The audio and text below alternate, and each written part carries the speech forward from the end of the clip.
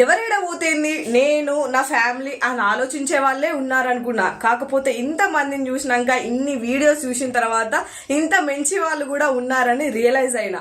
ఈ పాటికే నేను ఏ టాపిక్ గురించి మాట్లాడుతున్నానో మీకు అందరికీ అర్థమయ్యే ఉంటది. ఇప్పుడు సోషల్ మీడియా యూట్యూబ్ ఇన్స్టాగ్రామ్ లో ఎక్కడ చూసినా సేవ్ పునర్విక అనే వీడియోస్ చూసే ఉంటారు. ఈ విషయం మా దాకా వచ్చింది, ఆల్రెడీ మేము హెల్ప్ చేసాము అనే వాళ్ళకైతే ఓకే. ఇంకా మన ఛానల్లో పునర్వికకి ఎవరైనా హెల్ప్ చేయకపోతే ప్లీజ్ హెల్ప్ చేయండి. అసలు పునర్విక ఎవరు, సమస్య ఏంటి అంటే పునర్విక ఒక 10 నెలల పాప అన్నమాట. ఈ పాపకి SMA type 1 జెనెటిక్ డిసార్డర్ తోనైతే బాధపడుతుంది.